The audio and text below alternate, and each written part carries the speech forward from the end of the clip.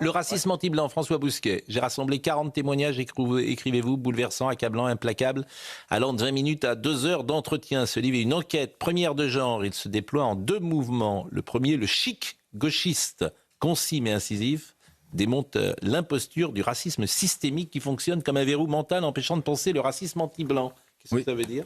Eh bien, c'est le cas de Rennes, de Nantes que nous évoquions, de Lyon, de Bordeaux. Il y a désormais une population, une sociologie, comme le relevait Eugénie Bastier, une sociologie urbaine, d'universitaires, de chercheurs, de journalistes, Radio France, les médias centraux, qui nient la réalité du racisme anti-blanc. Donc, c'est ce que j'appelle le chic gauchiste. Et face à ça, il y a un choc raciste, en particulier dans la France périphérique, en particulier dans les collèges. On vient de le voir à Échirolles.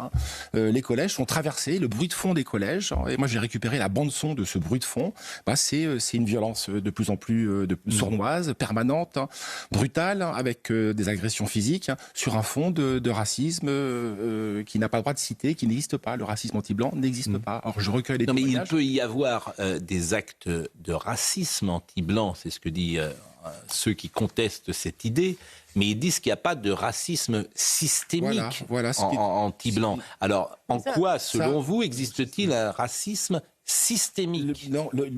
Cette théorie du racisme systémique nous empêche de penser le racisme anti-blanc. Parce que pour eux, pour les sciences sociales, ça n'existe pas. C'est un non-objet sociologique. Le reconnaître renverserait la cathédrale progressiste. Donc ils ne peuvent pas le reconnaître.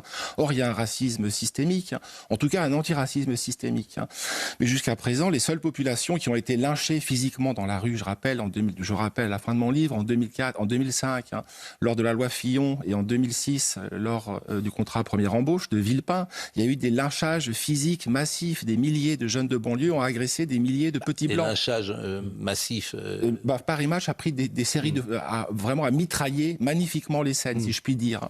Ça, c'est en 2006. On n'a pas d'équivalent. Il n'y a pas de territoire en France où un noir ou un arabe ne peut pas rentrer. Il y a des territoires aujourd'hui où nous ne pouvons pas rentrer. Donc c'est ce qui me fait dire que oui, il y a un racisme qui s'exerce à l'encontre de la population blanche. Il y a des territoires en France où les Blancs n'entrent pas ? Mais quel territoire ? Les territoires que j'ai côtoyés, quand je fais un témoignage d'un professeur au Mureaux. Oui. Alors évidemment, il y a un récit officiel qui nous dit les Mureaux, ça se passe bien. M6 a fait une série d'ailleurs sur un collège au Mureaux, un collège dont je parle, le collège Jean Villard, qui a brûlé 3 à 4 fois. Les professeurs sont protégés par la police pour entrer en classe. Ils ne peuvent pas, leurs véhicules sont gardés par de la sécurité privée. Donc oui, il y a des endroits en France où le petit blanc, le petit blanc est minoritaire, on ne veut pas le voir. Là encore, pour le coup, des enquêtes sénatoriales ont montré